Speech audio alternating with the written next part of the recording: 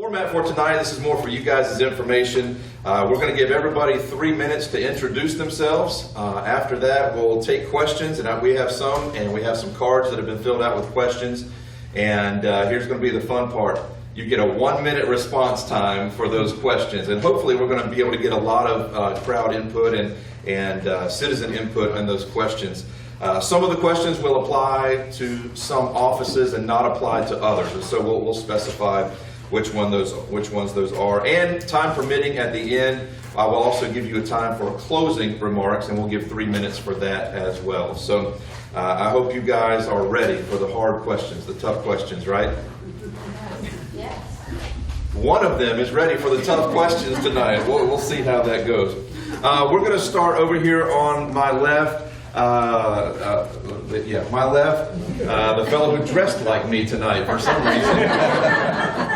And the first two candidates that we have here, Tony and Jamie Doss, both of them are running unopposed in this primary right now. And I want to give them, we'll start on that end and we'll move right down the line. 3 minutes for your opening statements. Awesome, very good. Well, thank you all for coming out tonight. As Chad said, my name is Tony Newell. I am the sole candidate. Thank you, Nelson. Sole candidate for county treasurer. I've been with the county for starting my 4th year. I currently work in the treasurer's office as an accounting technician. Before that, I worked in the tag office for a year. Before that, I had a 24-year career in retail, doing different things from managing stores to setting up stores. Worked myself up from a car pusher at the age of 16 up into running $100 million supercenters when I left the company in 2021. Left the company in 2021 to help care for my father, who had taken ill. After that, Jim picked me up and have been at the treasurer's office in the capacity of either tag office person or accounting technician ever since. If I'm able to secure your trust and your vote, my goal is to continue to grow idle funds and continue to do the good work, that Jim has started and done over the last, gosh, how many years? 12 years. So I appreciate your time and thank you for coming out tonight. Next is an incumbent from the county clerk office, Jamie Doss. Hi, so I'm Jamie Doss. I am the county clerk currently and running to seek re-election. I have been with the county, I'm in my 27th year. 14 of that I was in the appraiser's office in the last 13 years in the county clerk's office. I was the deputy county clerk before becoming the county clerk when our county clerk retired. I have my master county clerk certification through the state of Kansas. I have my national certified election administrator through Auburn University, and I grew up in a public service household. My family was in law enforcement. My mom's a juvenile officer.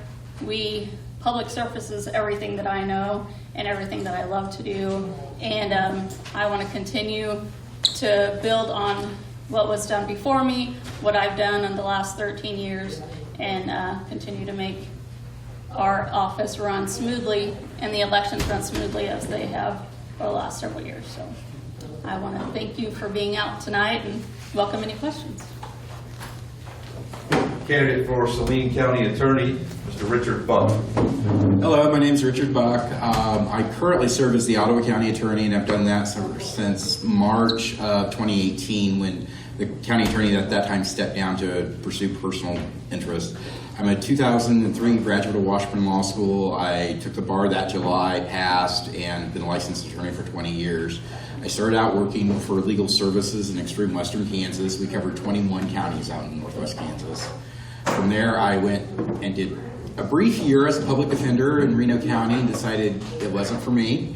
I'm better putting them away than getting them out of stuff. So opportunity opened up there in the DA's office, where I literally moved across the street into the courthouse and took over the juvenile division.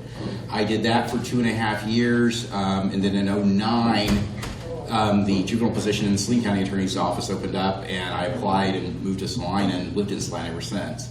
2010, I decided to start my own practice. I was in private practice up until I got elected in Ottawa County. The reason I want to be county attorney in Saline County is I've realized, because we're in the same judicial district, Ottawa and Saline, things have not gone well the last few years. And it's going to take somebody that has the experience and knowledge that I do and administrative ability to fix it. As a resident, I still live in Saline County. As a resident of Saline County, I'm worried. And I want to see what I can do to help fix it. And even if I don't get elected, if it's John or Sia Huebner, who's the other candidate, I've offered to come in and help them with the database and software that they have, because I've had it longer than they have. I got it 5 years ago. I think they just adopted it in the last 2 years. And they need some training from what I've seen. Thank you.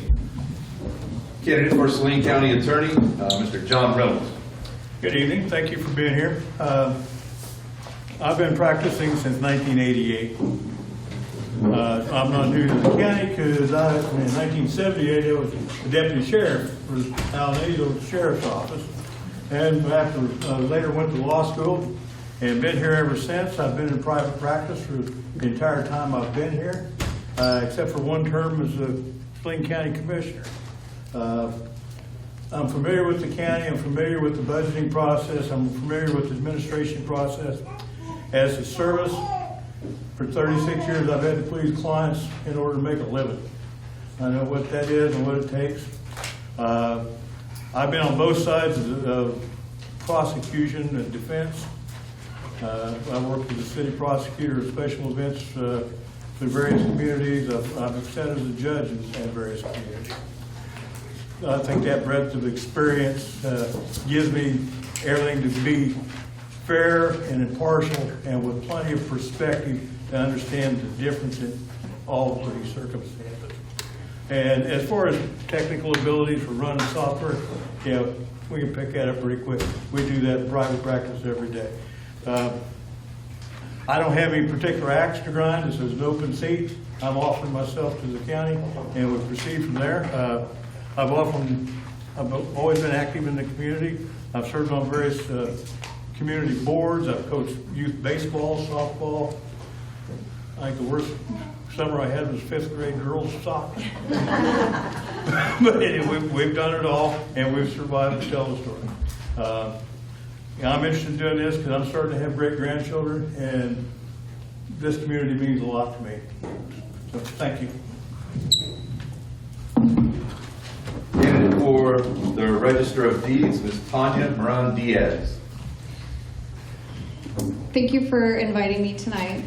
If you didn't get a chance to meet me last week, I am Tanya Moran-Diaz, and I am running for the Saline County Register of Deeds. Last week I was super nervous, as I am tonight as well, so please forgive me for using my notes. A little about myself.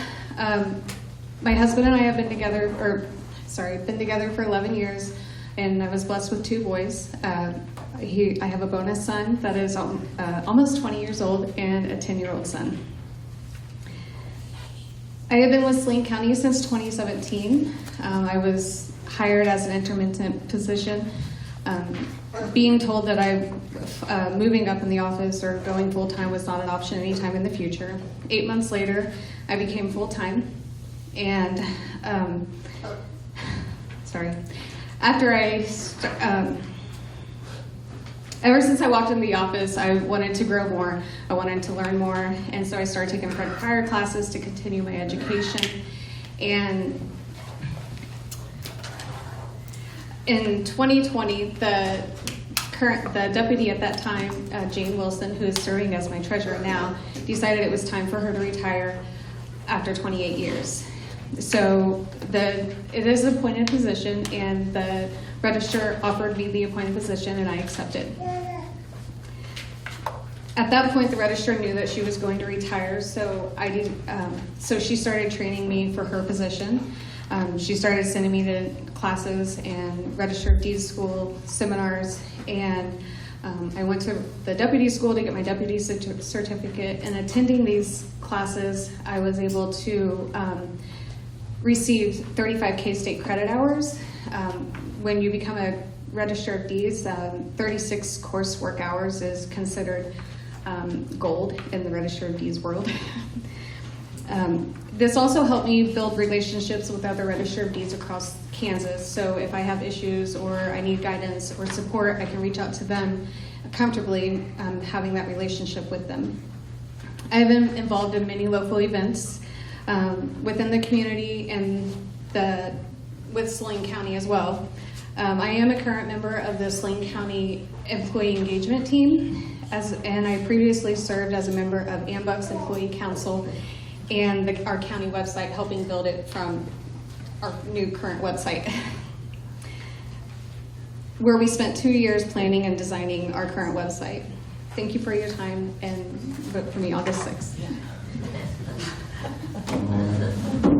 Candidate for Saline County Register of Deeds, Michelle Newell. Get my notes in my hands. All right, so kind of a brief overview of what the Register of Deeds office is we are an office that records real estate documents pertaining to real estate. So we record deeds, mortgages, surveys, plats. So our records are available online and in our office. We make them easily accessible. We make sure they're secure. We work with the attorneys, the banks, the title companies, so they can find the information we need. I've been with the office for 18 years. I haven't had the opportunity to go to a lot of the seminars or anything like that, but I have 18 years worth of knowledge up here. I worked there for 15 years. Tony and I moved to Emporia for 2.5 years, and then we came back and I resumed my position in the office, so I've been there 3 years now. So I've learned a lot of things over my 18 years of being in the service. I help the general public, I help title companies, I work with the attorneys, that kind of stuff. So I've kind of been around the whole office. I've done my job, I've done the deputy's job, I've done the recording job. So I've kind of been around the whole office. I've got a good feel of everything that goes on. I obviously don't know everything, but I know a lot, and I'm eager to learn more. And I'm willing to work hard for you and work to learn those things, to better serve Saline County. I really don't know really much what else to say. I enjoy what I do. I go to work every day. I get to hear new stories. I get to, help people, and that's my biggest joy, is helping people and learning things. And I just hope I can continue to do that for you. And yes, thank you for having me. Current chairman of the Saline County Commission, running for re-election for District 3. And to fix that, I am not the current chair. But anyway, Mr. Joe Hay is. But my name is Roger Sparks, and I've been in Salina since 71 as a matter of fact. And I started out here working for a company, and there's very few people in here old enough to remember Jared Electric. And so I worked for there in the engineering and drafting school, and for a few years. And then two of the people there started CASA Industrial Controls. So I went to work for them immediately when they started. Did that till 1979. Then I went up to Sabetha, Kansas, and opened up a control panel company up for them, and worked there till 1981. Moved back, purchased an engineering supply company that had just went bankruptcy. So I took that over, ran with it for roughly 28 years, and then sold it. I thought I knew a little bit about county running, since I had dealt with the counties since 1985 when the reappraisal mapping started. So I'd sold them products in the GIS, the mapping, and all of that. And I really thought I knew a little bit about them and the Register of Deeds. I'd sold a lot of GIS equipment and plotters and everything to anyway. But until I got in there as a commissioner 8 years ago, it's like it was a different world. And it reminded me of being on the OCCK board for 16 years. And it took me 2 years really to even figure out how many umbrellas that they have and what happens. And it's the way I feel with the county. It's a lot happening, and there's a lot going on, and I feel like everybody else, it's the county right now. I feel this whole community, we've got to do something to pull it together a little more and take care of some of the issues that are in the city, in the county, everywhere, because we got to provide the roads to get people from out in the country to in the city to go to their job. And it's getting to be more and more where everybody in the whole state is looking for employees. So it's major, the roads have got to be taken care of, the bridges have got to be there to take care of everything. So I am running again because I feel that there's still some things that I'd like to take care of and see if I can help promote and get taken care of. And so I appreciate your vote in August. I apologize for that clerical error. You look much, much better than Joe Hay. We can have that on record somewhere. Thank you. Sorry about that. No problem. Candidate for Saline County Commission District 2, Ms. Annie Grievous. Hi, first I want to say thank you for hosting this and also for all of you coming out. It's a good sized group and it's exciting to be able to speak a little bit. I feel very lucky and blessed to be within a community such as Salina. I've lived here for 37 years. Believe it or not, I graduated from K-State in '87 and this was my first job. Dana Morris hired me. That's how long ago that was. And throughout the years of being a role at Community Corrections, 29 of those as a director, I had the opportunity to go through 5 or 6 administrators and I say 12 dozen commissioners, but it's not that many. But it was a lot, between 3 to 5 and everything that will happen. But it was always an interesting and developing process, and I certainly enjoyed the opportunities that they gave me. I want to talk just a little bit. Well, I retired a couple years ago from Community Corrections, and now I'm assistant grant writer for Kansas Wesleyan. So I went from a government entity for 35 years to a nonprofit private organization. And I've written grants for 35 years, and I'm continuing to do that. I talk about how we have to all be physically conservative, and we have to watch where those dollars come from and how we spend those dollars, and that we can't just rely on taxpayers' dollars to always cover all the needs that are out there. We have to look for those supplemental fundings. And there are opportunities out there for communities our size, counties our size, smaller individual programmings that need those dollars. And I want to be an advocate for those that can get those supplemental fundings without looking for the taxpayer dollars to always be that need. So that was one of the things that excites me about that. I didn't choose to run because I saw the county current commission doing a problem or having a problem. Commissioner Vidrickson's a friend of ours. I didn't have a problem with him. He approached me when he decided not to run, and that's where I decided it would be great to get back into county government. I love the work and excited to do that. As far as leadership, and I think that leadership is really the difference for a lot of us, my goodness, is that I have served as president and campaign chair on United Way, the same with CAPS, and multiple civic organizations within our community. And I also served as a 10-state member of the State Sentencing Commission appointed by the governor. So lots and lots of years of experience as a leader, and I hope to get elected and be able to carry that leadership into the next project. Thank you. Candidate for Saline County Commission District 2, Ms. Kathleen Malone Crouch. Good evening, and thank you for being here. My name is Kathleen Malone Crouch, and if you've been seeing my signs around town, they do say at the bottom, choose me. I chose Saline County, Salina, Saline County. Well, here's the story. I was in Oklahoma, which was my home, 16 years ago. I was coordinator of gifted education for a school district with 17,000 students. And I met a man on eHarmony that I started talking to.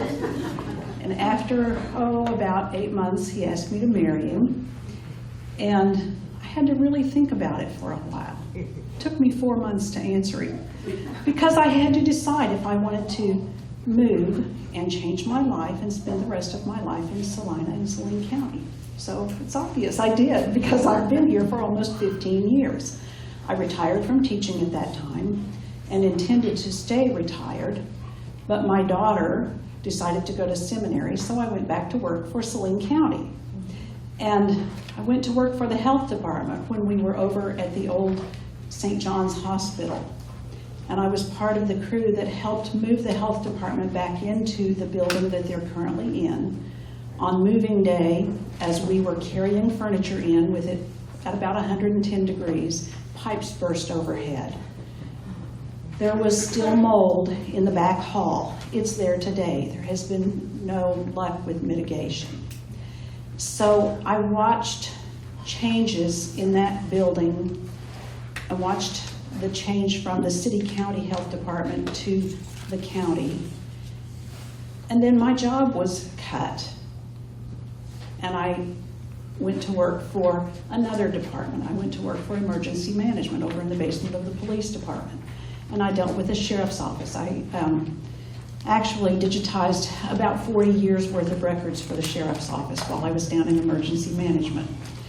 And then when Hannah then Stambaugh, now Bet, became the deputy director of the county, she asked me if I would move over to planning and zoning and work for emergency management, planning and zoning, and environmental health. So for the last 3.5 years of my time in the county, I worked for 3 different departments.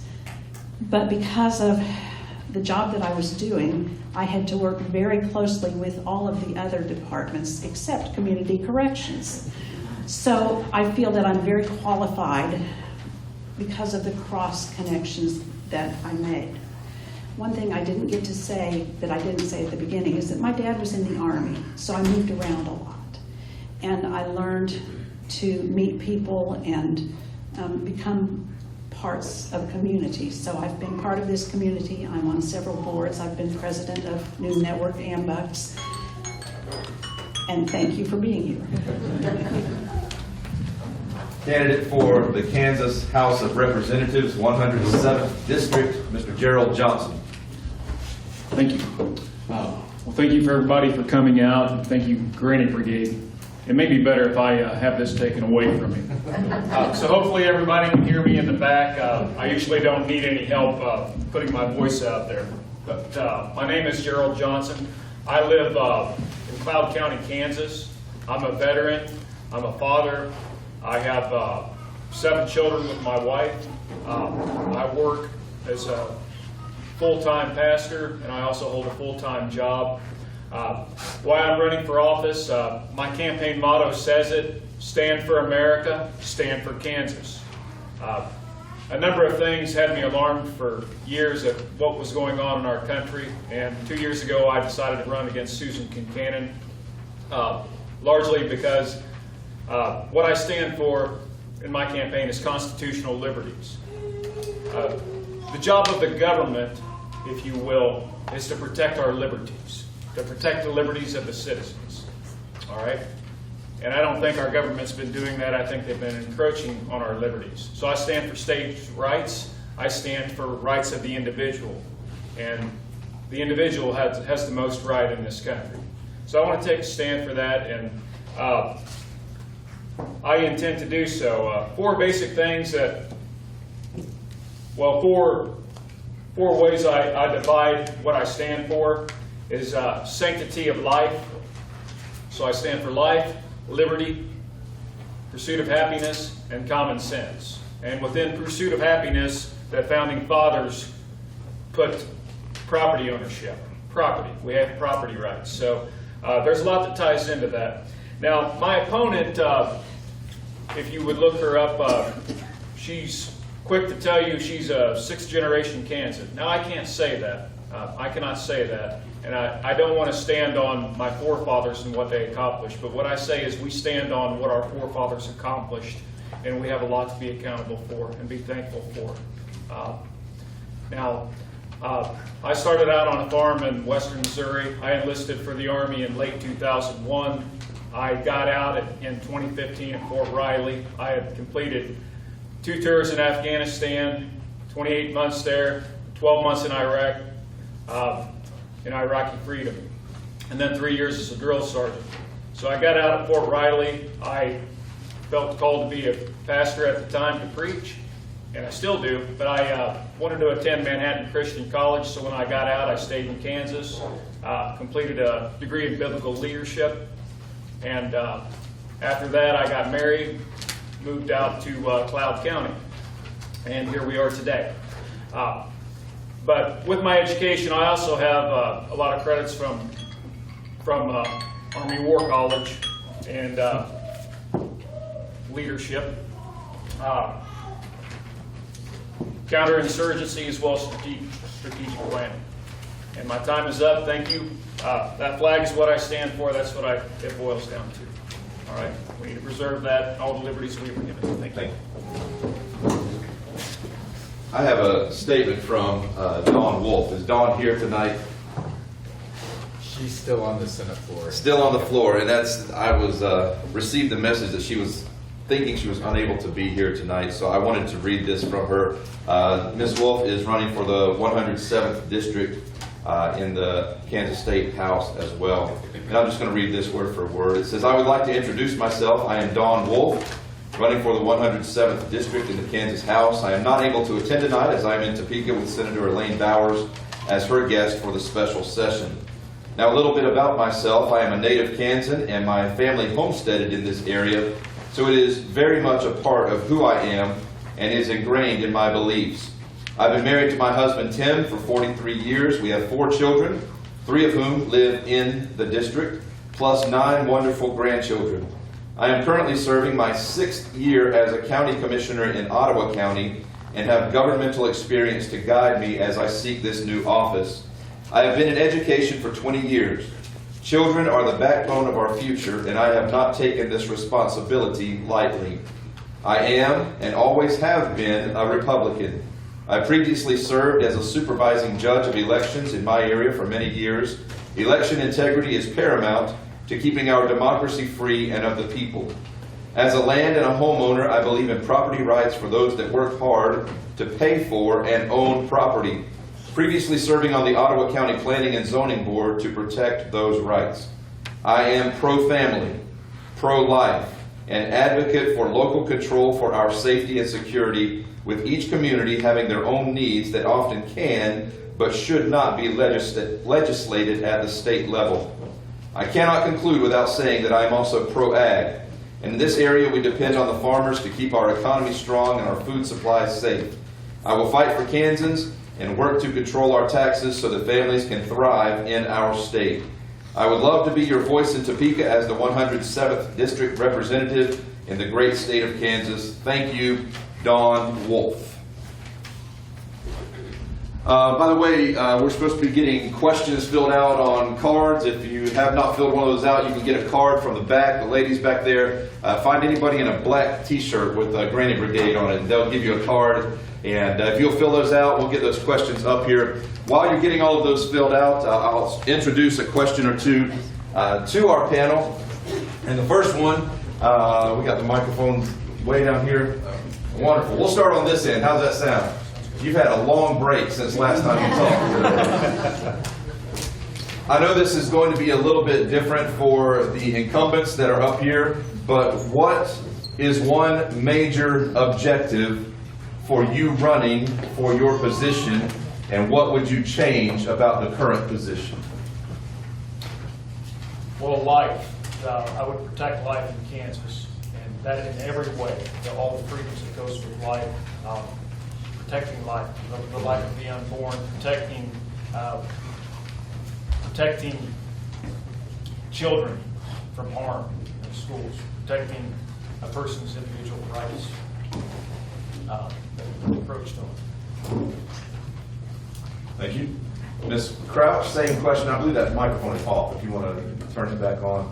We didn't need it for him, that pastor voice, you know, it gets going. Would you repeat the question, please? what is one objective that you would change or you see an issue with the current place where you are running? I really don't see an issue with the current county commission and administration. I really like the way that the direction that they have been going. There have been a lot of improvements made to bring the county into the 21st century, but I think there are some further things to be done, including new housing for the health department. That is, I think, one of our top priorities. And I know the county is right now looking at all of the spaces that they have to see what can be done to make changes to accommodate everyone. The new jail has been wonderful for the sheriff's office, but there are still other departments that need some shuffling around because they're cramped. Annie's nodding, she knows. Yeah. Thank you. Ms. Grieve? I would agree with Kathleen that the jail was a huge thing, and I was on the jail committee, so I got to start from the bottom and work the way up. And as a part of that jail, it wasn't just for expansion, it was to offer services so that the clients that come in go out better. Mental health, substance abuse, those options are in that jail, which is across the nation. All those services are in jails. We want to make a difference. You don't want the same person that's going in to come out the same way. So I would say that I agree the health department needs a new building, needs somewhere that'll grow space for that. They've always been cramped since 1987 when I started, and it's not changed. One of the things I love is Phil Smith-Haynes is very innovative and has brought this county up with the commissioners, and I think that's great. One of the things I'd like to not necessarily improve but bring to is annual budgets. Very, very familiar with working on the budgets and working within the county budget, and also regular audits. Mr. Sparks, is a little different for you. You are currently serving there. What's one direction you would like to move forward? It's hard, and as this was going down through, I'm thinking the one thing that would be really interesting is to put out a letter to find out from the people out here is what can we live with and what can we live without. I mean, we have the new jail, but being on the board of community corrections, being on the board now at Central Kansas Mental Health, we got the senior center. We have a lot of things going on, and where do you start and stop? I mean, we just can't continue to keep funding everybody's needs all the time. I mean, we got to look and find methods and way, but Philip Smith-Haynes has done a fabulous job on getting that. And I want to say one of the best things that Saline County ever did was go from 3 to 5 county commissioners, because it's great that there's 5 on board. Ms. Newell, I know you're in the office now. What's something that you would like to see made better in the office? Well, not necessarily better. Our office runs pretty well. I just would like to continue to grow the foundation that's been laid out already.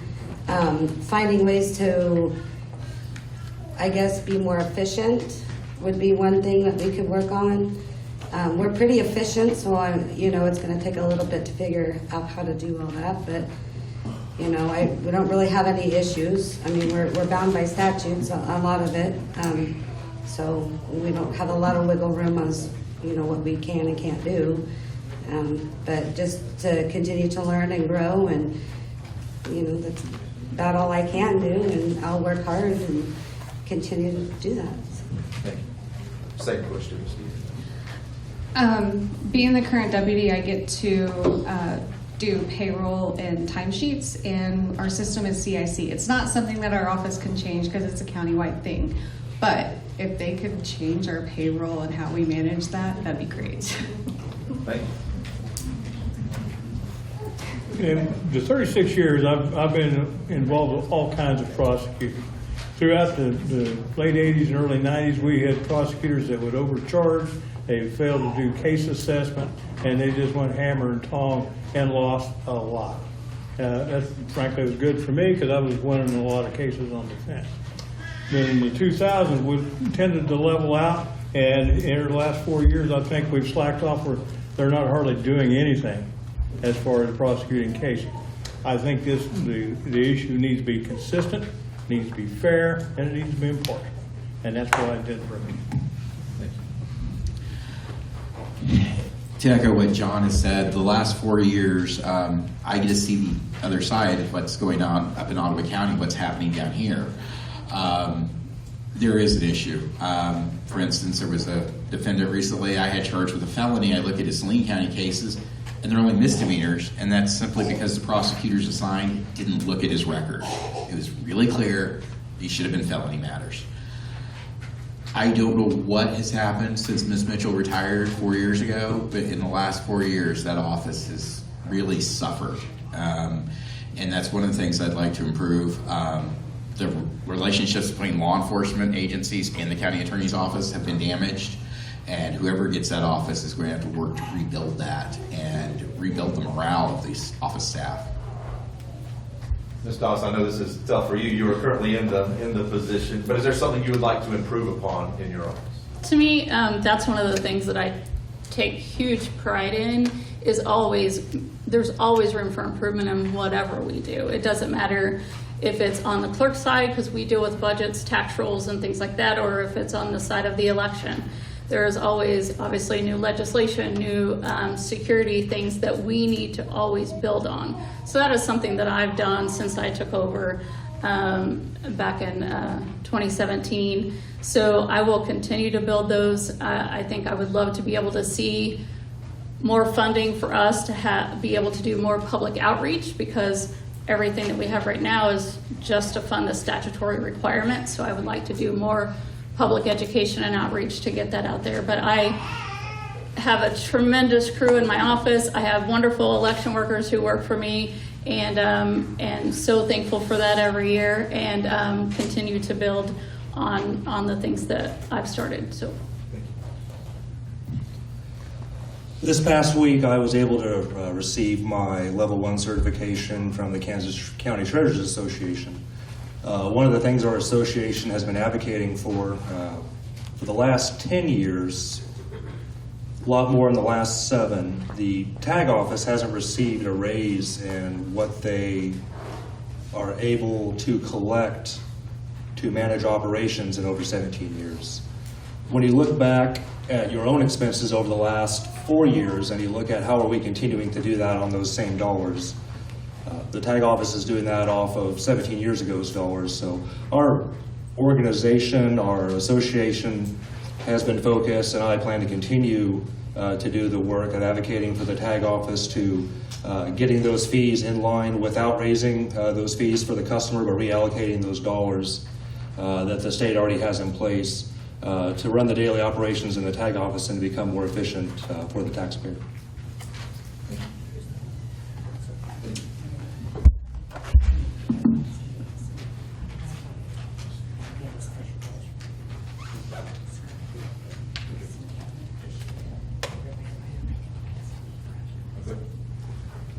Getting my marching orders from the boss here.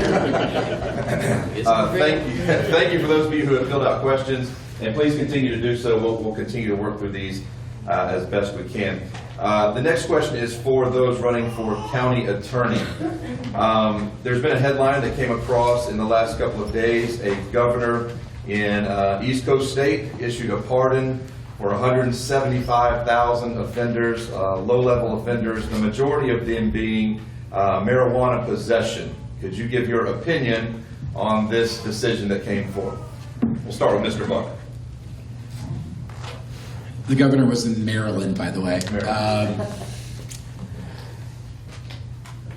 Currently, the law in Kansas is marijuana possession is illegal. This legislature hasn't chosen to change that. Maryland has. I don't think the governor, he can pardon, but the other part of pardoning is expunging the arrest and expunging the record. I just heard an interview with him this morning on the radio, and the pardon's there, but it's still an arrest. When you go to get a security background clearance or something, it's still going to be on the person's record. It's a political move. It is strictly a political move. He's trying to get votes. He's up for re-election. It's a political move, and it's a stupid political move. The most recent example I can think of is Rudy Giuliani and no broken windows. And he cleaned up New York City because he attacked all these misdemeanor crimes, vandalisms, misdemeanor drug use, that kind of thing, and really cleaned up and made it safe to go into Times Square for different. That's why I don't want to live on the East Coast. They're running the place down with these kinds of dumb things to do.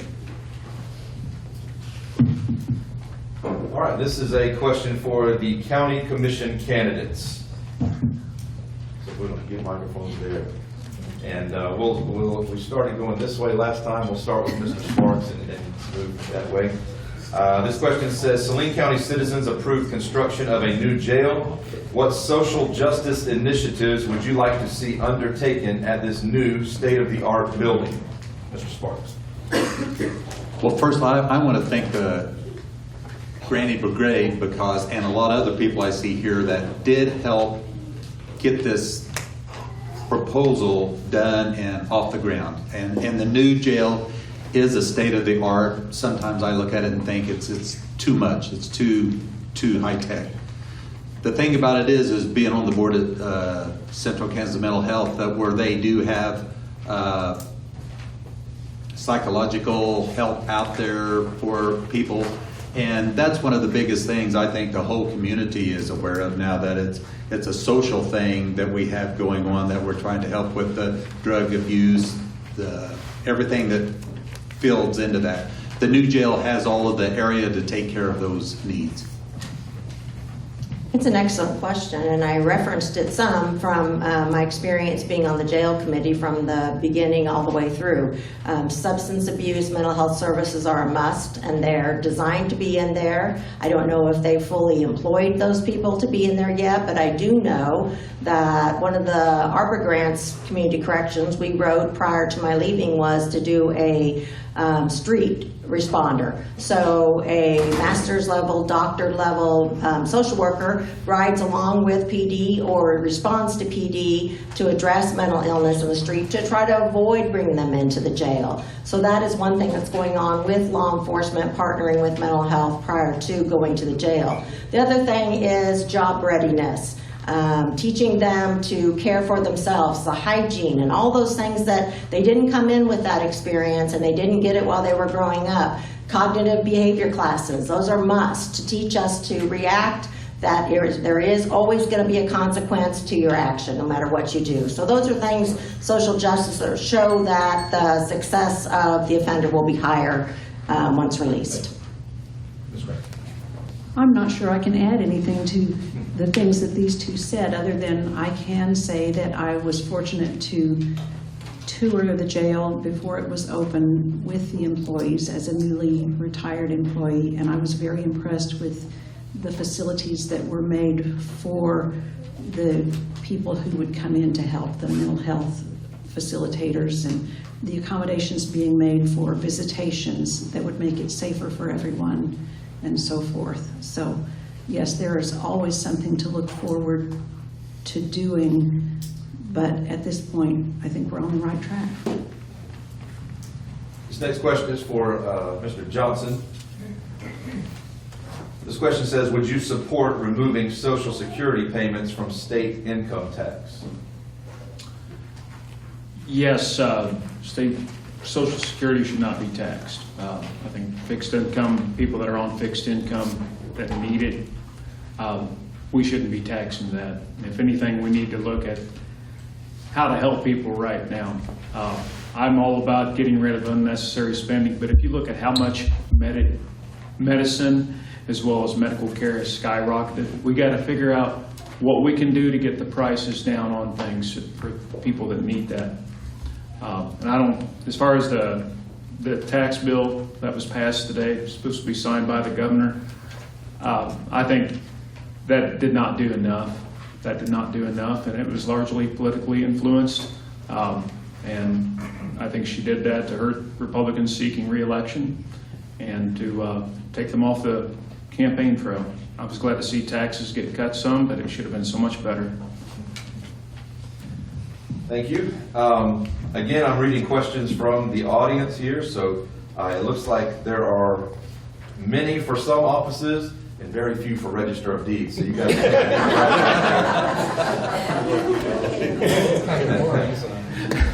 This question is for Mr. Buck, Mr. Richard Buck, and it simply says, why have you chosen to run for county attorney in Saline County and Ottawa County at the same time? I initially entered the race. I entered the race down here basically to give a choice to the voters here. I also am very concerned about what I'm seeing come across my desk that's influenced by what's happening in Saline County. At the time, Ottawa County, I didn't have an opponent until Mr. Eagle filed. I went ahead and filed for re-election up there. I don't anticipate being able to carry off 2 counties at the same time. It is possible. I was just talking to a friend today that actually had been county attorney in 3 counties, but Ottawa County is definitely a full-time job, plus up there you also are the county counselor, so you're the civil attorney for the county. Here, you don't have to be the civil attorney, but running the Ottawa County Attorney's Office will be a full-time job. I will see what the voters choose on August 6th. Mr. Reynolds, would you care to opine on that? Well, you can run for as many offices as you want to, as far as I'm concerned. I would point out this is an open seat. Anybody can run. I'm offering my services. I'm a hometown boy. I was born and raised in this town. It means a lot to me, especially for my family. I took my great-grandson and showed him his 5-time great-grandfather's grave the other day. He doesn't understand that, but the point is, I've got roots pretty deep around here myself, and I want to keep it going. Ms. Doss, I think this question is aimed towards you, so I will ask it to you. Do you think there is voter fraud in Kansas elections? And if so, how bad do you think it is? Now, so obviously, I'm in my 27th election. So I know some of the things that I've heard, some of the stuff, just like everyone else, what's happened in other states. The nice thing about Kansas is a lot of our laws were already put into place when COVID hit, because a lot of states didn't do mail ballots, so they didn't have those rules in place. Kansas had a lot of protections in that, and so I don't feel that in Kansas we have that. There is signature verification on many aspects throughout that. There is obviously a photo ID requirement when you go out to the polls. And I feel that our elections are very secure in Kansas. Like I said, I can only speak for ours. Thank you. Let's do one for everybody. This is a wide open question here. Many polls have come out showing the demographic of voters who are getting involved in politics. The demographic age is getting lower and lower. This question says, how will you reach and respect the younger voter population? We'll start on this end now, Tony. Mr. Newell, I'm sorry. Tony's fine. I think getting out and being involved with the youth, we look at some of the vacancies that some of the folks retiring are creating and how important it is that we continue to backfill as those folks retire. Becky and Jim have been with the county for many years.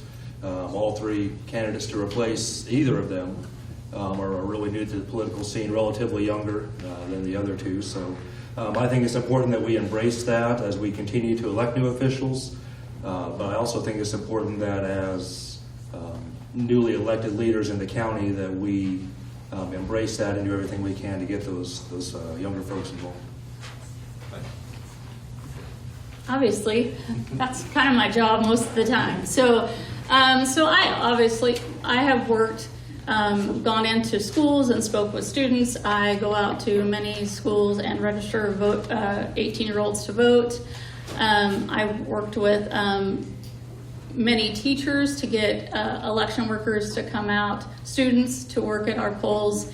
And so I continue to do that on a regular basis. And, you know, I have grandchildren, not old enough to vote yet. Their oldest one's 6. But my kids are young. Like the first time my son could vote, he was 18, was the very first time that I was on the ballot. So I encouraged him to get out and hear about his candidates. And I'm hoping he voted for me. He wasn't grounded at the time, so I'm assuming he did. But that's just something I take pride in, because that wasn't a big thing when I was growing up in my family, and I want to make sure, like, my daughter, when she was in high school, she actually understood what precinct committee man and woman was in her class, and no one else did. She's technically been working for elections since she was 14, so, yep. Thank you. Mr. Buck, the younger voter population. To engage the younger voters, we, as leaders and candidates, need to engage them where they're at.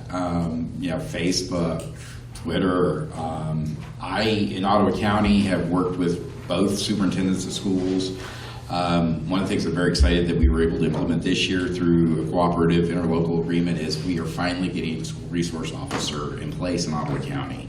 And the cost sharing on that, I helped work with the sheriff, and the county's taking apart. I mean, each school district in our county is. I have spoken at the high schools, spoken even at the elementary. You have to engage the kids where they're at. And the kids that aren't currently in school, because we still have a truancy problem post-COVID, you have to get them engaged. If nothing else, we file a truancy case and get them in front of the court, and we talk to them and find out what's going on. We have to engage the younger generations where they're at. Thank you. Mr. Reynolds. You need to be a parent. You need to be fair. You need to be impartial. You need to be honest with them.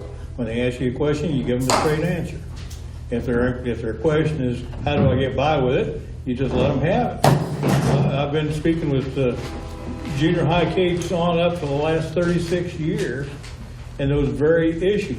First time I gave a law day classes were North Junior High. And the only thing they wanted to know was about drinking and driving. So I let them have it. You know, you go out there and do this stuff, this is what's going to happen to you. When cops don't have time to screw around messing with you if you're not doing something, but if you're doing it, they're going to get you. So you just take it right to them, straight up, so they know what to expect. Thank you. Ms. Moran.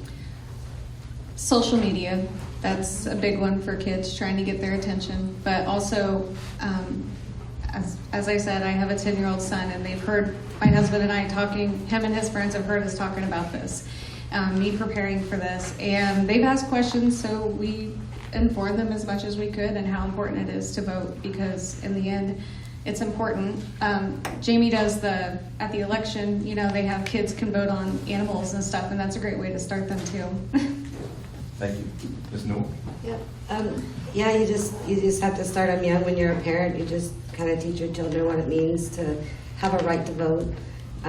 My kids are not little anymore, so my youngest that I deal with is 5, and he don't quite understand. But if I hear somebody out in public, or a younger person than me, you know, and they want to complain about something, it's like, well, you do have a right. You need to figure out who you connect with, as far as, you know, who's going to represent you, and then you go out and you exercise that. Just kind of being a mentor, and just kind of being a guide for kind of what you believe in, and helping them figure out what they would like to see in the future, and who they can find, you know, that would mimic them. So I think, you know, education is a big thing on that. So.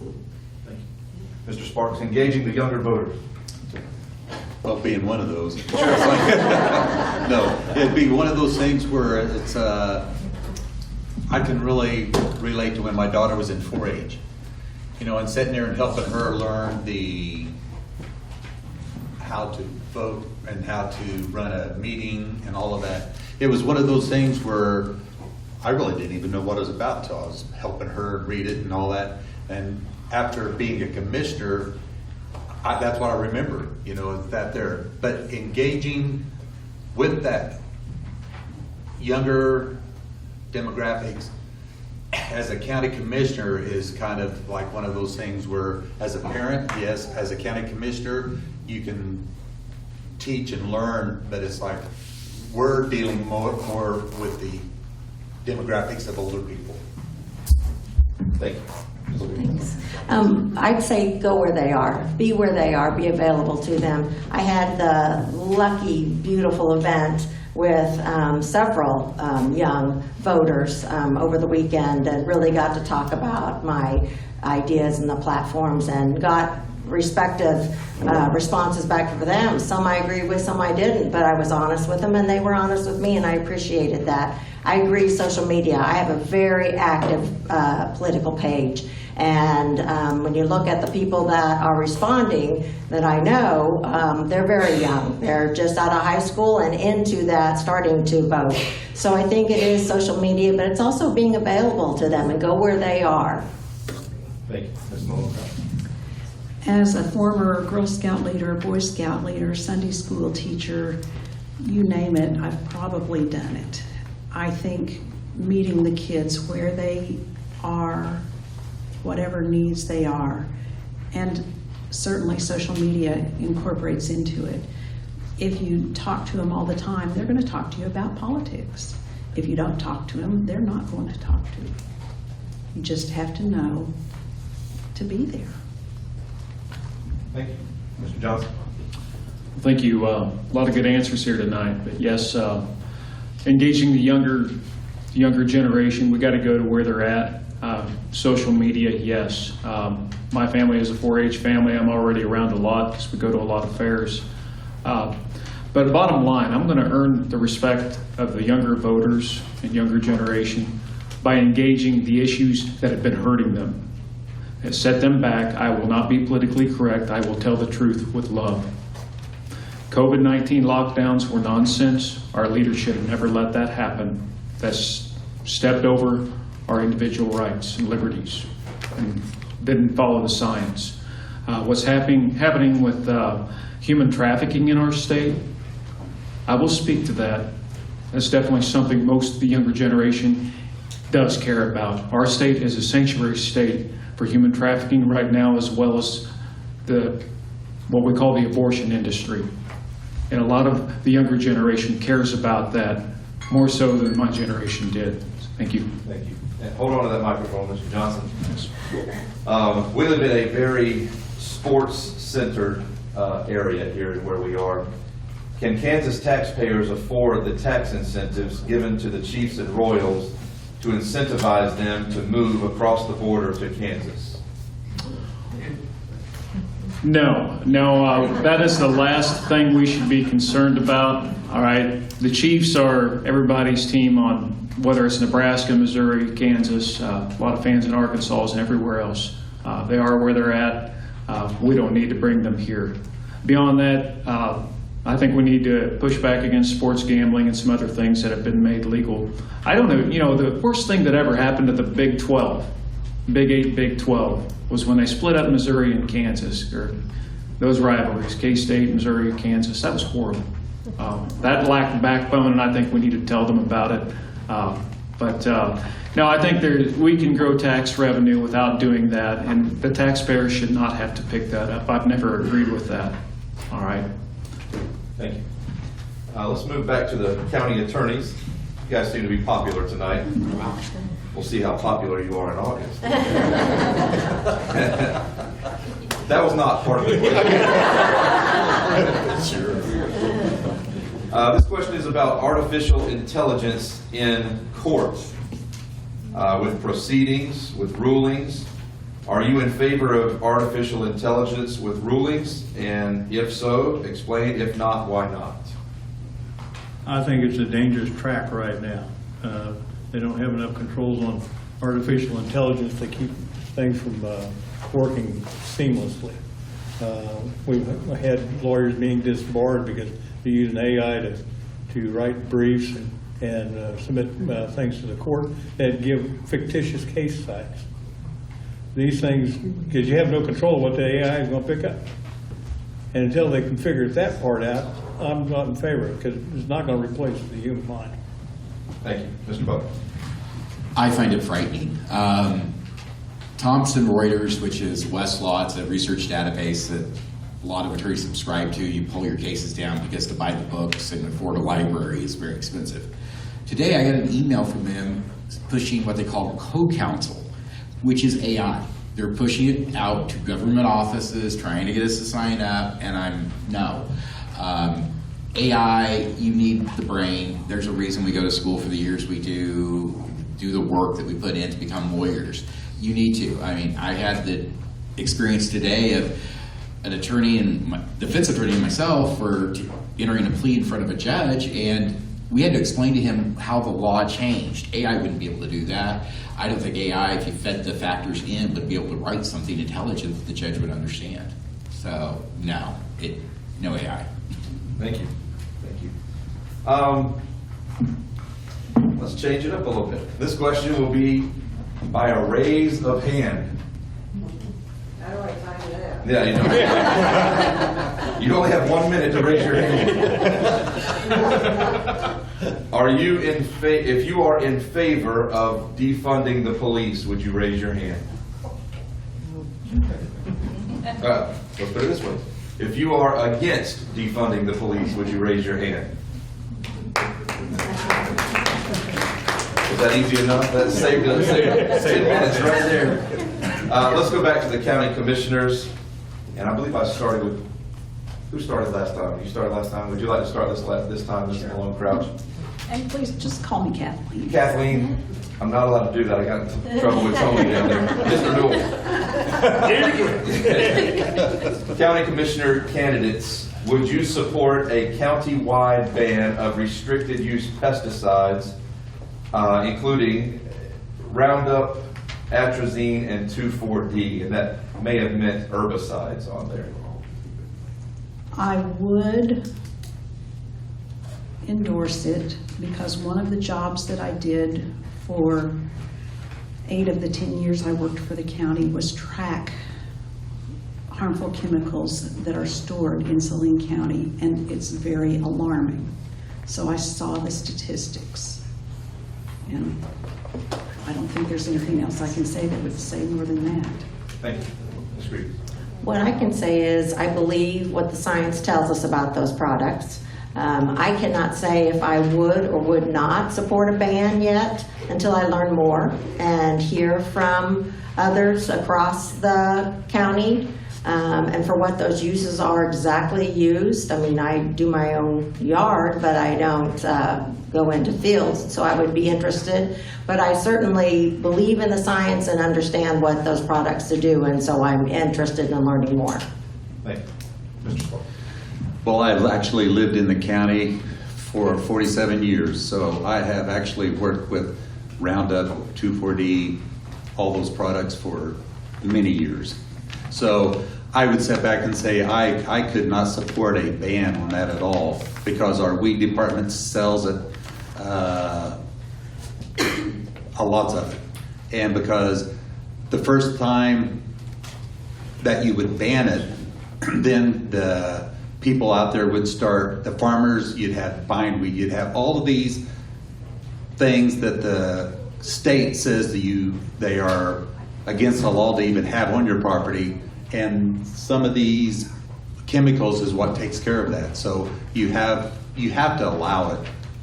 That's all I have to say. Thank you.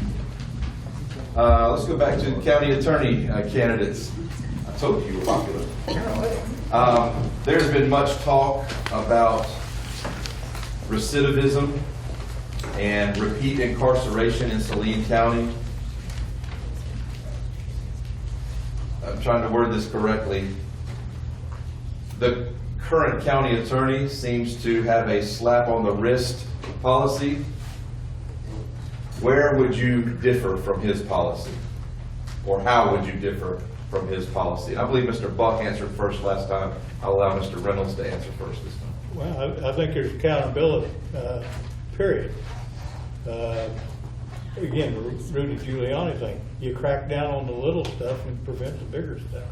So, and I understand Jeff did prosecute misdemeanor marijuana stuff. I think that's a huge mistake.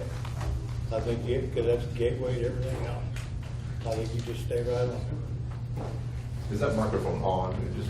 Oh, hell I heard you, but I don't know if anybody else.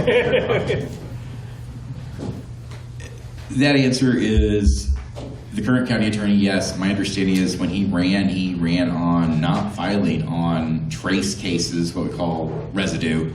I file. I file on those. I see them through. If what we have since, and what we've had since, I think 1993, Mr. Knowles can kind of correct me. I was still in high school, but they put in the Kansas sentencing guidelines. And those actually restrict what a judge can do as far as sentencing. So a person is scored A through I, and all crimes are scored on the felony levels from 1 to 10, and then there are off-grids. And what happens is, depending on what the person's prior history is what the judge can do. And that's part of what factors into that. But one of the things I've done over my 20-odd years is look at, there's certain misdemeanors that you can stack together to get them to a person felony, which actually makes it where you can incarcerate people. And sometimes you don't ease up on the little stuff, but use the little stuff so when they do mess up, you can actually do something. Thank you. Mr. Johnson, this question is very basic, and for you, do you support Medicaid expansion? Thank you. I oppose Medicaid expansion, and I do so because everything I'm told about it is it will overwhelm our current medical system.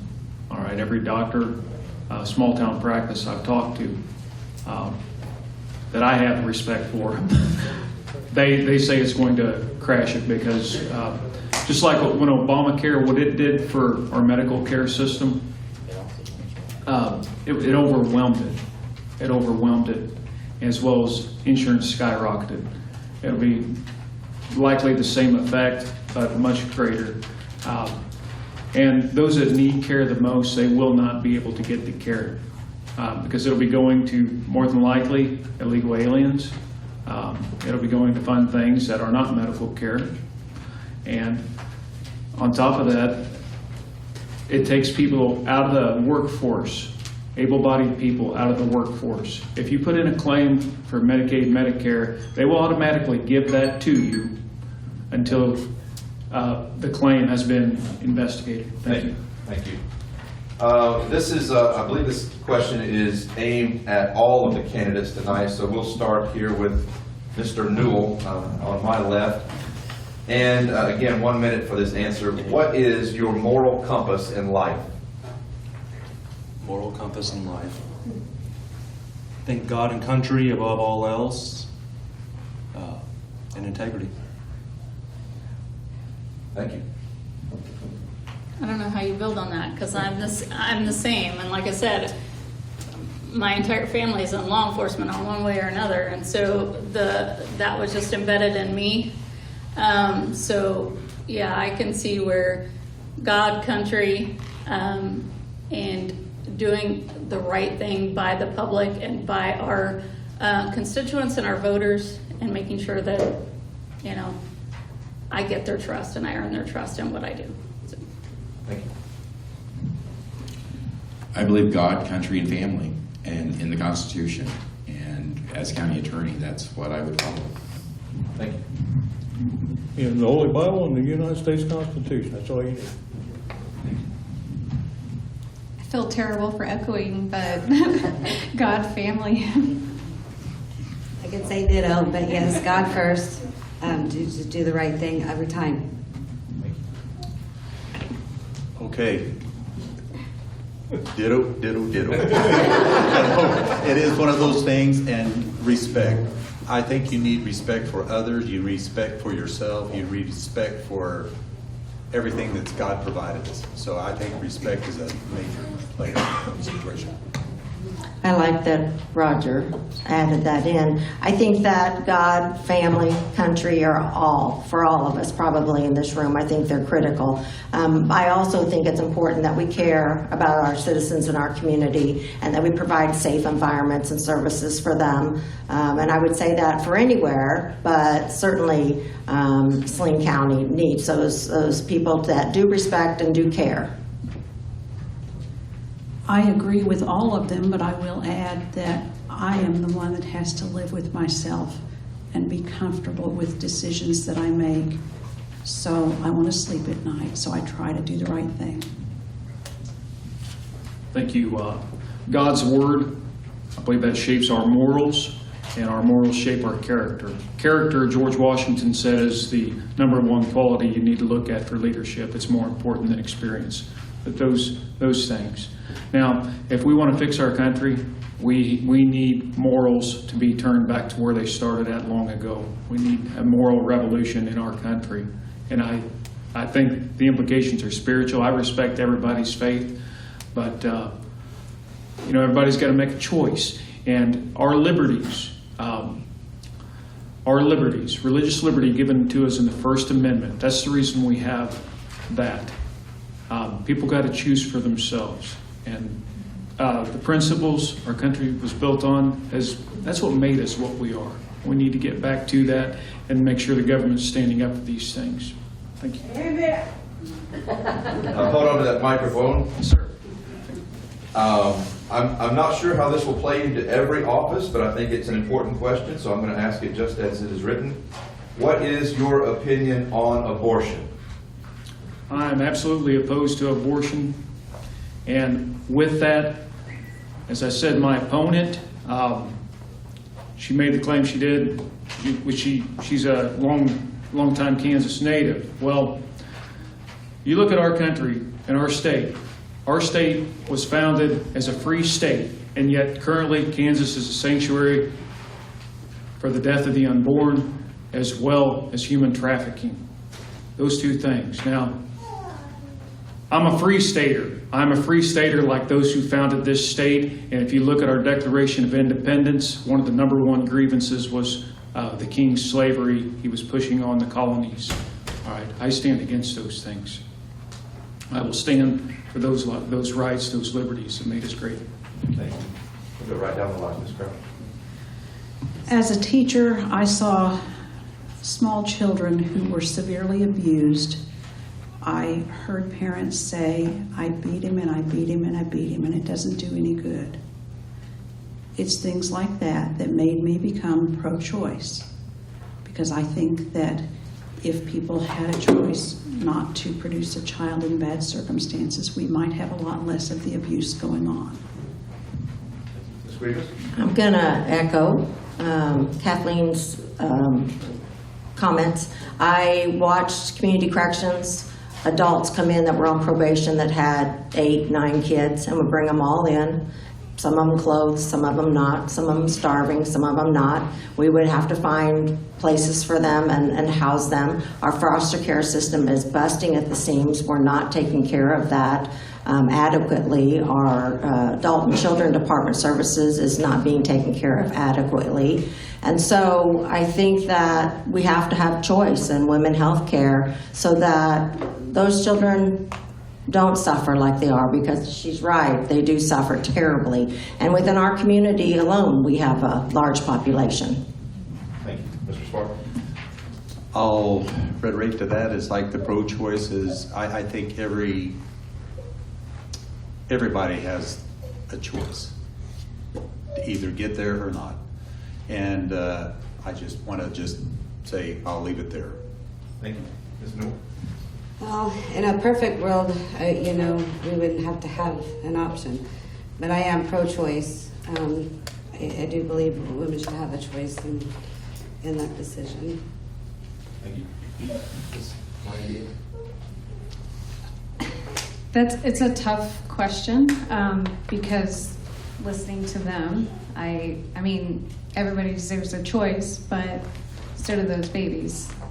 I think adoption should be more affordable, so then maybe that could be better. Thank you. Mr. Rell? Well, as prosecutors, I don't think we'd have much to say about that, because the Kansas Supreme Court has ruled that abortion is legal in Kansas. So we're kind of stuck with that. But on the other hand, as an academic and a doctorate level degree, I can read. And the Constitution of the United States says no person shall be denied life, liberty, or property without the due process of law. So where is the due process for the child? Thank you. Mr. Buck? I would concur with Mr. Reynolds on that, in addition to which, when I was in private practice, I served as basically the guardian ad litem for this judicial district, which is the attorney appointed to the child in the foster care system. From what I've seen, I've dealt with those cases from the start of the child being removed all the way through to the parents not getting their act together and having their rights terminated. The fact that an adoption privately filed in this county or any other would be at least $3,000 to $4,000 is insane. So we need to do something to fix that. It's not that hard of a process. If they're coming out of the state system, there's already a home study. You know, there should be a panel of attorneys that will do it pro bono. I did several for free. Thank you. Ms. Dawes? Well, obviously, being a law enforcement child, I am one of those that I follow the law, and I follow the law to a T. So whether we agree with the law or we don't agree with the law, it is as it is in Kansas. I can only speak for myself. That is not something that I would choose to do. I don't think I could ever have an abortion myself, but I don't think that it's also my place to tell other people how they need to live their lives. So, Thank you. Mr. Dool? I'm pro-life. We were talking this morning, not this morning, but before the meeting. I believed and value them both. I still believe and value them both. I think that was, I was very disappointed when that didn't pass. That hurt me personally. We talked to friends and family about it. I really believe pro-life's the way to go. Pro-life. Thank you. Let's go back to the county attorneys for a question here.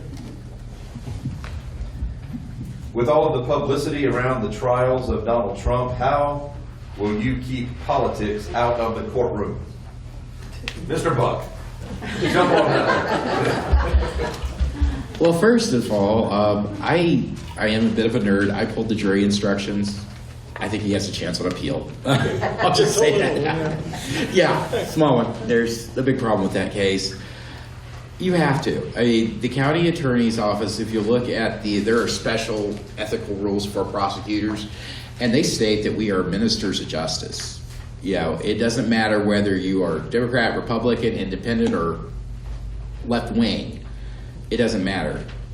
Let's look at what the officer wrote up. Did the person break the law and pursue the law violation? There's no politics that needs to be in the county attorney's office. I quite frankly think it should be a nonpartisan office. Thank you. Mr. Reynolds?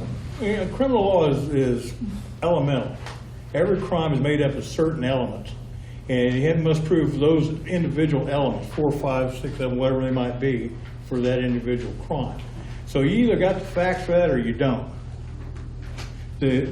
What happened in New York was strictly political, because they didn't have a crime to begin with, so they had to shoehorn something in that didn't exist in the second part and combine them together and then give some really crappy jury instructions to get to where they were going.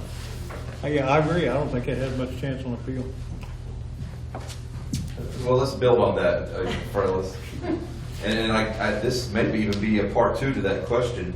Is there ever a time when it is acceptable to bring a case to trial where the evidence is thin, but the public wants a trial? If there's a colorable case, you try it. Then let the jury make the decision. I have great confidence in juries. I may have disagreed with them a time or two, and you never have a clue what they're going to do, what little fact they're going to bite on. But I've tried cases. I was 2 years out of law school, tried a rape bag sodomy case. I couldn't believe that they acquitted him across the board. 2 weeks later, I tried a drug case. I couldn't believe they convicted him. But there we go. Thank you. Mr. Butler. Part of going back to your minister of justice, if there's the facts that fit, you should bring the case and let the jury decide. I've been in Mr. Reynolds' shoes. I don't always agree with what the jury decides sometimes, and I've seen a Saline County jury do this. There's a thing called the felony murder rule. If somebody dies as a result of your felony actions, you can be tried for murder. They didn't convict the person of the underlying felony, but still found him guilty of felony murder. It was bizarre. There was like 3 felonies that they could have used, and they didn't pick one of them. All right, county commissioners. I think we may have breached this topic at the beginning, but this citizen wants to know, What is Saline County's most pressing issue at this current time? Mr. Sparks, as you are in the commission, I'll begin with you.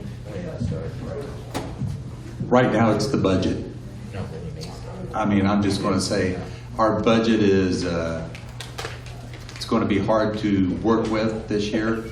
I got to say, Philip Smith Haynes has done a fabulous job of getting us to a point where either you go here, you go here, you go here. And even when you cannot afford this, here's the second choice. The second choice is still not there.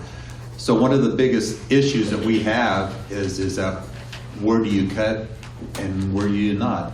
And so I still look at it as it's a major thing. We still have the health department. We still have the road and bridge. We still got a lot of things going on. We still got the expo center. We still got a lot of things going on everywhere. And I just want to say that the county would be hard to keep going if it wasn't for the great help and the department heads that we've got. Thank you. Ms. Reed? I'll take that as a compliment for my year's department head. Well, that's I think that the budget is always, I've been reading up, and Kathleen and I were talking, and I think that there's no way ever, and I've sat through 29 years of budget, that the county can fund everything you want. And they go through. And some county administrators nickeled and dimed budgets, and others were more restrictive and said, you know what, we're just not going to be able to do this big project. And I think that that's smarter than nickeling and dime. Cutting hundreds here and hundreds there is not the way. But I agree, I don't want to ignore the health department and those other buildings that are deteriorating. And Commissioner Sparks mentioned, and I agree, we have strong, good county employees. They've always been caring and good employees since I can remember, and we don't want to continue to put them in buildings that are not safe to be in. So I think those are all wrapped into budget issues. I agree, but we need to look at those things. Thank you. I agree that the budget is the most important thing. I agree with everything that Ms. Grievous said, but I also recognize that if you cut out everything, if you just have the idea that we're just going to stop it, we're not going to spend, you're going to put us further behind. That's what happened to the county before. That's why our road and bridge got in trouble, and they didn't have machinery, and they didn't have personnel. You have to plan, and you have to make every effort to find the money to do what needs to be done. Part two of that question, guys. With the current state of the economy and inflation still being high, how do you balance the tax rate upon the county citizens and fulfilling the funding to all of the departments to which you are responsible? Scratch. Well, that's just part of the budget process that's gone through every year. You look at, as Ms. Grievous works with grants, you look at grants. I believe there's still some federal ARPA money left that the county is working with. So you have to go through the process of evaluating needs. I agree, there are some more ARPA monies out there, and I think that Rosie Walter, Director Walter at the Senior Center is a prime example. She got a security system recently with ARPA funds, and she renegotiated her food plan over there. As I don't know if you know, but the Senior Center has just grown, almost tripled since she started as a director. She's a beautiful, beautiful person, and she cares about our senior citizens. So I think looking at those supplemental funds, there are federal resources out there for smaller communities, and we're a smaller community, and there are still some ARPA funds that are available. We just have to be aware of them and investigate and get people that are willing to spend some time writing those grants and looking for that supplemental funding. Thank you. Maybe Roger could do it. I wish I knew how to write a grant. But that's the one of the thing is that we've talked and discussed for years about, you know, maybe that's the way the county needs to do is look at hiring a grant writer. Because almost every department Community Corrections, where Ms. Grievous come from, was fabulous at writing grants. We have other departments, the health department writes grants, gets a lot of grants. And now the senior center, the expo needs to be writing grants, but it's like a lot of people are busy doing their job. They don't have time to write grants. And there's other issues I feel that in the the budget process, it's tough to sit back and say, okay, we're going to cut here and cut there, but we know that you need the funds, but where are we going to get it? And that's, sometimes you just have to say, sorry, this is all we got. Thank you. This next question is for Mr. Johnson. I have not vetted the details on this, so I'm going to ask the question and you can answer it how you see fit. Can you explain the 2 charges of animal cruelty you faced in 2022? Yes, thank you. That came from an incident that happened in 2021. As I said, in response to those charges, I had charges against me. They were elevated during the campaign. All right. My response, I have a responsibility, both the responsibility and the right to defend my children and my private property. I thought those charges should not have been brought against me, and they were, and then they were elevated. And the end state of those was that they were completely dropped in 2023 with prejudice of ever bringing them up again. Thank you. Thank you. I think this would be a common sense answer, so you'll have a minute to answer it, but enjoy this one.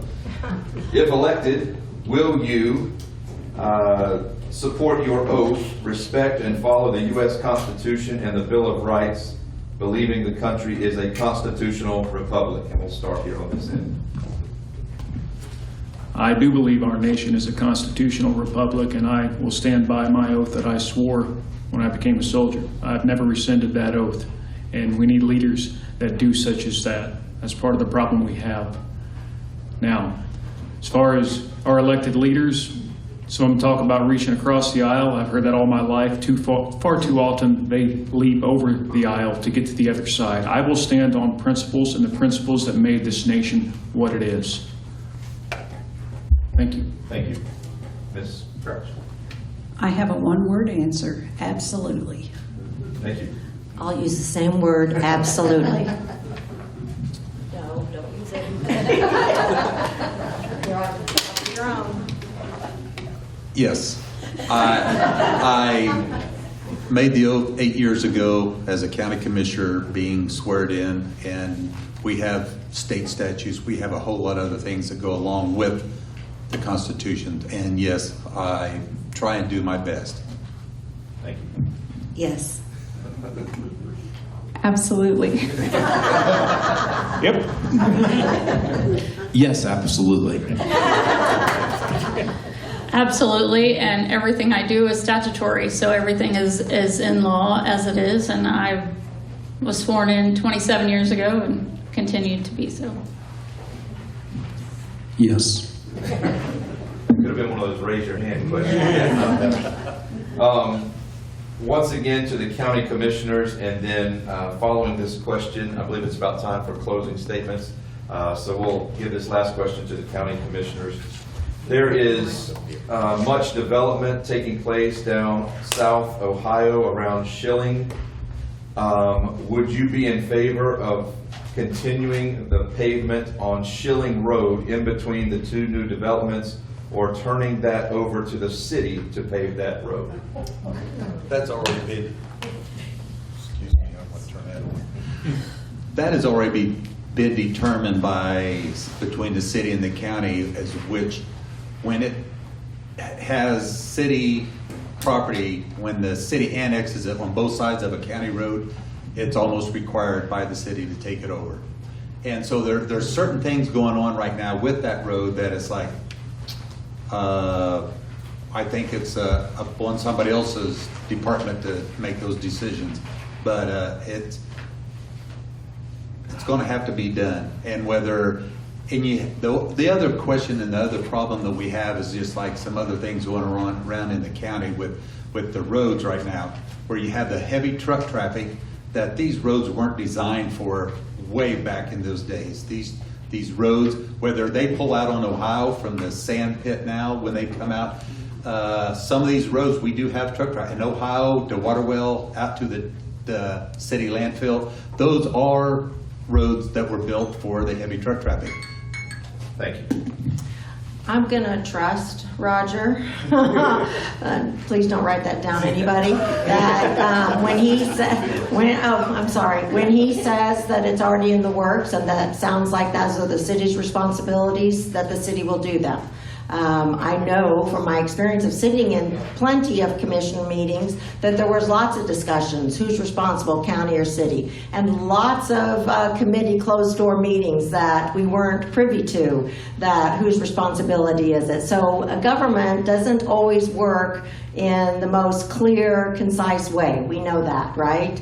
So one of the things I did learn was that all those roads that are very, very old and the bridges can't withstand what's going on. And to me, that sounds like that's county responsibility and we need to make those safe. Thank you. Having worked in the planning and zoning department, I am here to tell you that Roger is absolutely correct. I watched people come to our office applying for building permits, and the county told them, well, I was the first one who told them, you cannot do that. This is what our policy said. And so they went to the city, and the city said, yeah, we'll annex you and we'll take care of the roads. Thank you. Thank you to all of you. I am going to, for sake of time, we are going to change the closing statements to 2 minutes. I don't think that'll be a problem for some of you. For others, I'm not looking at anybody. But let's have 2-minute closing statements. We started on this end with opening statements. Let's start with Mr. Johnson for your closing statements. And Mr. Johnson, you have 2 minutes. Thank you. Well, as I said, I stand for America. I stand for the Constitution. I can't stand for our liberties, property rights, pursuit of happiness, and common sense. Common economic sense, common fuel policy, just common sense fuel policy, all these things. Now, I'm a free stater. I am a free stater. All right? Understand, I stepped into the race in 2022 and this year because people asked me to, and nobody else would jump in against Susan Kincannon. She made some bad votes on some issues concerning transgender surgeries and counseling, as well as undisciplined government spending. All right, tax bills have wasted a lot of money that didn't really help Kansas. All right, didn't really help this community as much as that money should have. I stepped into that. Nobody else did, and I did this year. And Susan Kincannon dropped out. My opponent dropped in. All right, I'm just going to say I stood for free state rights. I'm not sure that she will. All right, if you would evaluate her voting record as a county commissioner, I would look very closely at that and see if she really stood for agribusiness as she says. I do stand for the farmer. I am a part-time farmer, I guess you could say, but I will stand for agribusiness. I will stand for the rights of the citizen. And if you know, some of the people that supported my opponent, Susan Kincannon, will support her. All right? I will stand, as I've said, for everything this flag represents. And the first bill that I want to introduce is a ban of the burning of the U.S. flag. Petition to sign. Thank you. Thank you, Mr. Johnson. Ms. Kathleen Malone-Crouch. Well, my name tag just fell off, so I guess that means it's over. We know who you are. Okay. Well, I guess I would just add that I'm a mother and a grandmother and a bonus mom. I have kids in Salina, in Lindsborg, and in Oklahoma. Oh, and one in Nebraska, too. I came to love Salina and Saline County, and the years that I worked for Saline County, I really learned to believe in it and think that it's important that we support our county government. Somebody else said something about county government earlier about not being sure that everyone understands how important it is. But if you live here, if you're in Salina, you're part of the county. We need to take care of it. So. Thank you. Ms. Reed.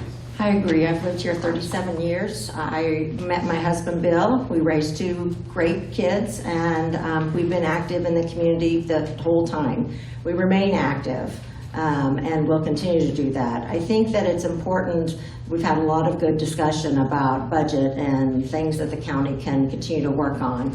I'm excited to be a part of that. I worked for the county for 35 years, stepped away, and now want to come back in and do some more work along and carry that message along. I think that our employees are the backbone of everything that happens, and the way they continue to collaborate with other departments. We collaborated with departments across the board all the time with a desire to serve the county in the best means. And I want to be a part of that. And I think my leadership skills from local to state government speak for themselves. And but thanks for doing this. I really appreciate the opportunity. Thank you. Mr. Sparks. I want to thank everyone for showing up this evening. This is a whole lot bigger crowd than I would have anticipated, and appreciate the chance to come here. And I'm glad that Rosemary let me come in because I didn't sign up for this. But anyway, I just want to say, when I moved to Salina 54 years ago, it was like 53 years ago, it was one of those things where I thought this was a beautiful town, and it still is. I couldn't believe the empty spaces. We had 2 drive-in theaters back then, and roughly the whole south end of Salina was empty. I mean, it's amazing to see the growth of Salina and Saline County over the years. Being in business since 1981 and dealing with Saline County, city of Salina, of how many different administrators, appraisers, all the different road and bridge expertises we've had out there. It's neat to see the growth of Saline County and the professionalism that is here in this community. It's from all the different businesses that are in this town. It's a gem. It's a gem of a place. Thank you. Ms. Newell. Well, I just want to thank you, everybody, for listening to me mumble. The only thing I can tell you is I'll just continue to build what our previous Register of Deeds has done, continue to look ways to improve our efficiencies, just work hard to do it, learn everything that I can, and just do a good job. Thank you. Thank you. Ms. Miranda. I appreciate you all welcoming us here tonight, and as I previously, last week it was mentioned that our position is just a clerical position. And I just wanted to point out that it is more than that. We have to follow statutes and laws and requirements, and so if something happens in the office that's a bad recording or something, it falls back on the registers. So this is me standing here saying that I'm willing to accept that responsibility. Thank you. Thank you. Mr. Reynolds. Well, once again, thank you. Ours is an open seat. Mr. Buck and I both have a lot of experience. We offer a lot to both of you. He's trying to expand it out to the entire district as opposed to just Saline County. And the third candidate in this race who's not here tonight is just 2 years out of law school.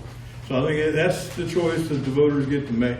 This is a job interview as far as I'm concerned. It's up to you to figure out which one of us will do a better job. I would appreciate your vote. Thank you. Thank you. Mr. Buck. First, thank you for inviting me. Thank you for showing up. As Mr. Reynolds says, this is an open seat. It is a job interview. One of the reasons I did get in the race is I realized that Sia Huber, who's the third person running for this office, does have just 2 years' experience. But from what I understand, she's learning trial by fire because a lot of the cases are getting dumped on her desk. I don't want to run the office that way. One of the reasons I'm running is I have concerns about what I'm seeing. So I ask that you make a choice and hope you pick me, and I'll ask for your vote on August 6th. Thank you. Thank you. Ms. Dawes. So, in the 27 years that I've been there, I have grown, actually. I started as a receptionist in the appraiser's office, and I moved to do personal property, and I moved to do real estate, and then I took over the deputy county clerk's job. So I worked with every office within the county, and have learned from some great people that I've worked under. And so I continue to build relationships throughout the county with the treasurer's office, and continue with our association. I'm on national committees. I am the incoming treasurer for our state association, and I take pride in those relationships, and I take pride in the relationships that I have with my election workers, with all of the community members that help us out every day, because I can't make elections happen on my own. It takes probably a couple hundred people on top of all the voters that come out every day, or on election day. So I take pride in that, and I can't imagine doing anything else. And so I would appreciate your vote in August. I'm not out of the clear just because I don't have opposition. There is still time for a write-in campaign or an independent candidate to file for office, but I would ask for your support and your vote, and I would like to continue to build trust in elections and in our county. Thank you. Mr. Newell. Look, thank you all for coming out this evening. Almost 9. If elected, I plan to continue the good work that Jim Du Bois has done, growing idle funds. He's been a great advocate for reducing costs, whether that's advocating for a change in county newspaper from Saline Journal to 311, to advocating for the tag office. I feel like he's done a lot of great things, but in reducing fees in the tag office and working to reduce costs to the taxpayer, that job is never ending. If elected as your treasurer, my goal is to continue working towards that, and I would appreciate your vote. Let's give a big hand to all of our candidates that are here tonight. So, thank you to the Granny Brigade for putting this on tonight. I think it was a beautiful time. I hope you learned a lot. Thank you to the candidates. Do your research. Primary is coming up on August the 6th, so make sure you do your research. If you're able to...